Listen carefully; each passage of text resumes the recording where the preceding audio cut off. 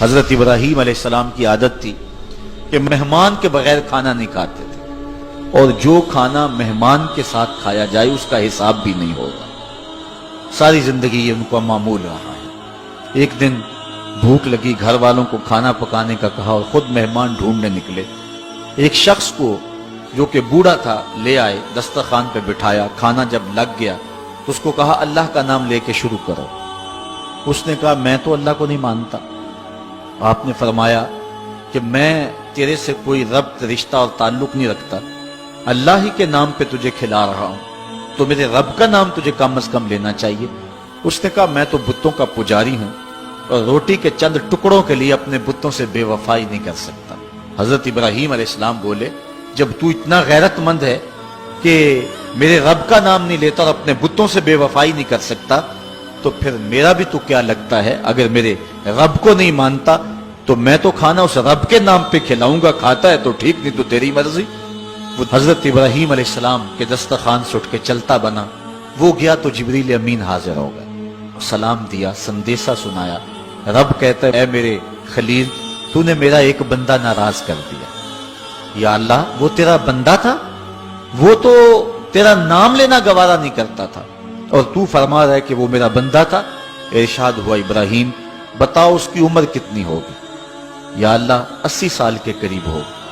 کہا اتنا عرصہ ہو گیا نا میں اس کو رزق دے رہا ہوں، تم ایک دن نہیں کھلا سکے؟ اب حضرت ابراہیم اس کو ڈھونڈ رہے ہیں، وہ دور پہاڑ پہ جا چکا ہے۔ اس کے قریب پہنچے، کہا میاں کھانا ٹھنڈا ہو رہا ہے، جلدی آؤ۔ اس نے کہا ایک شرط ہے، تمہارے رب کا نام نہیں لوں گا۔ کہا نہ لینا آؤ۔ تو کہنے لگا لہجے میں اتنا گداز، اتنی نرمی کیسے آ گئی؟ تم تو کہتے تھے رب کے نام کے علاوہ کھلاؤں گا نہیں۔ کہا کہ اسی رب کا ہی تو پیغام آیا ہے کہ میں بھی اس کو دے رہا ہوں۔ اس نے کہا اگر تیرا رب اتنا اچھا ہے تو کھانا بعد میں کھائیں گے، پہلے اس کا غلام بنا لے مجھ کو۔ تو وہ رب ہے سب کا، ہمارا حق ہے کہ ہم اس کی پوجا کریں۔ تو اللہ تعالیٰ جل شانہ نے ارشاد فرمایا یا ایھا الناس اعبدوا ربکم، اپنے رب کی عبادت کرو۔ ایک تو وہ تمہارا رب ہے، اور پھر الذی خلقکم، اس نے تمہیں پیدا بھی کیا ہے۔ توجہ چاہوں گا، کتنی شان ہے کہ اس نے تخلیق بھی کیا اور پھر اس نے تمہاری تربیت بھی کی۔ جو تخلیق بھی کرے اور تمہاری تربیت بھی کرے، کیا اس کا حق نہیں ہے کہ اس کے حضور سجدہ ریزیاں کی جائیں؟ ساری زندگی انسان ماں کی خدمت کرتا رہے تو بتاؤ ماں کی خدمتوں کا بدلہ دے سکتا ہے؟ ماں کے پیار کا صلہ دے سکتا ہے؟ تو انسان جتنی مرضی خدمت کر کے ماں باپ کو راضی کرنے کی کوشش کرے وہ تو راضی ہوتے ہیں، بلکہ نالائق اولاد کے لیے ماں باپ کی دعائیں اور زیادہ ہوتی ہیں۔ تو انسان ان کی خدمت کا حق نہیں دے سکتا۔ ماں باپ کے اتنے حق کیوں ہیں؟ اس لیے کہ ماں نے بیٹے کو جنم دیا، جس نے جنم دیا ہے اس کے اتنے حق ہیں، تو جس رب نے خلق کیا ہے اس کے کتنے حق ہوں گے؟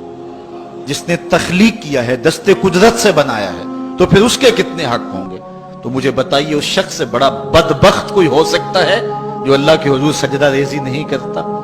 صبح کے وقت چڑیاں بھی اللہ کا نام لے رہی ہوتی، حشرات الارض بھی رب کا نام پکار رہے ہوتے ہیں، بلوں سے سر نکال کر جانور بھی اللہ کا نام پکار رہے ہوتے ہیں، اور اس شخص سے بڑا بد نصیب زمانے میں کوئی نہیں ہے کہ جو اللہ کے حضور جھکنا نہیں جانتا، جو اللہ کے حضور جو ہے وہ عبادت کا سر نہیں رکھتا۔ وہ رب ہے جو تمہیں پیدا کرنے والا ہے۔ ماں کے رحم کے اندر کون نقش و ونگار دینے والا ہے؟ کس نے گوشت کے لوتھڑے کو بولنا سکھایا ہے؟ کس نے چشم خانوں کے اندر روشن چراغ رکھ دیے ہیں؟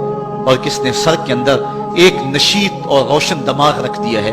کس نے ہاتھوں کو پکڑنے کی قوت دی اور کانوں کو شنوائی کی طاقت دی؟ اور کس نے جو ہے وہ سونگھنے کی قوت اور قوت شامہ ناک کے نتنوں کے اندر رکھ دی؟ کون ہے جو ٹانگوں میں زور پیدا کرتا ہے؟ کون ہے جس نے چھاتی کو طاقت دی؟ کون ہے جس نے انسانیت کو احسن تقویم بنایا؟ انسان، کیا تیرا حق ہے کہ مسجد کے قریب سے تو گزر جائے اور اللہ کا نمائندہ پکار رہا ہو حی علی الصلاۃ حی علی الفلاح، آجا نیکی کی طرف، آجا نماز کی طرف، اور تو جو ہے وہ اس کو سننے کے باوجود گزر جائے؟